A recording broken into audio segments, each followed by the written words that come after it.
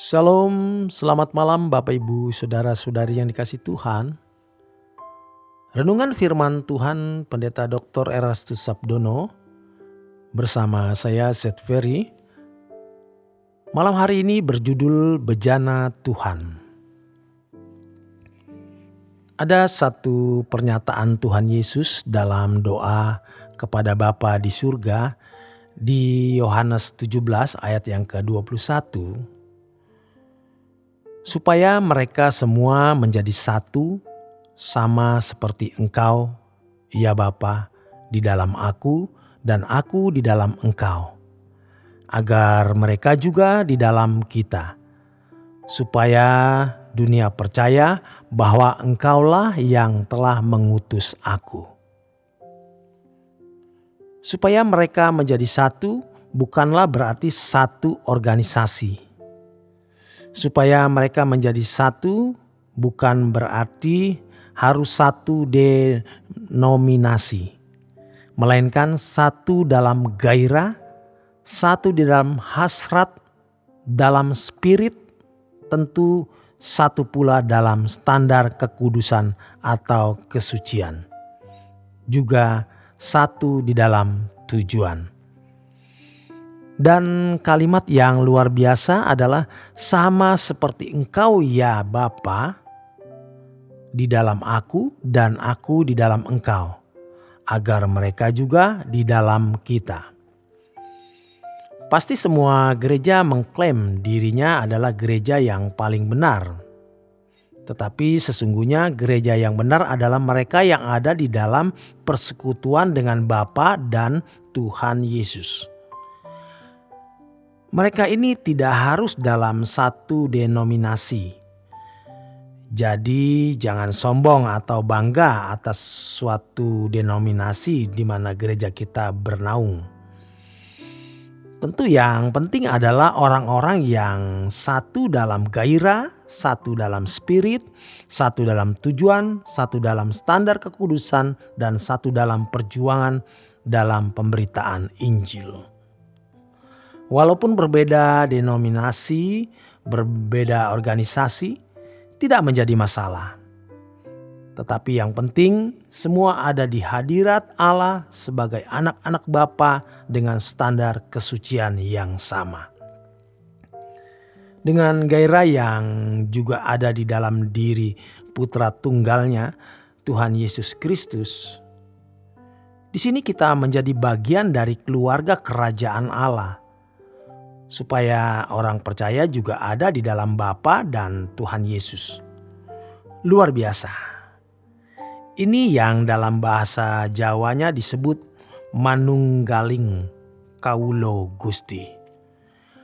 Manunggaling kawulo Gusti artinya menyatunya umat. Kawulo itu umat, jemaat atau hamba. Manunggaling itu bersatunya. Gusti itu Tuhan. Hal ini yang mestinya menjadi kerinduan kita. Kita harus memperkarakan apakah kita sudah masuk dalam kelompok ini, masuk dalam komunitas ini. Karenanya kita harus benar-benar ngotot menjadi bagian anggota keluarga kerajaan. Perlu kita mengambil waktu sejenak dan merenungkan secara mendalam. Seandainya dalam kenyataan hidup ini tidak pernah ada kita, kalau kita meminjam kata Ferry, seandainya tidak ada Ferry, apakah ada orang yang bisa mensomasi atau menuntut Tuhan? Seandainya Ferry tidak ada hal yang terkait dengan Ferry. Jadi sebenarnya Ferry tidak ada artinya sama sekali kalau dibuat tidak ada. Jika Allah yang mengadakan, maka Allah yang berhak atas hidup orang tersebut. Bukan orang itu yang berhak atas dirinya sendiri. Allah yang memiliki hidup dan mempercayakan kepada kita supaya kita menjalani hidup ini untuk maksud, kehendak, dan selera Allah sepenuhnya. Sehingga mestinya hidup kita ini menjadi bejana di mana perasaan Allah dicurahkan. Dan hidup kita ini menjadi peraga dari apapun yang Allah ingini.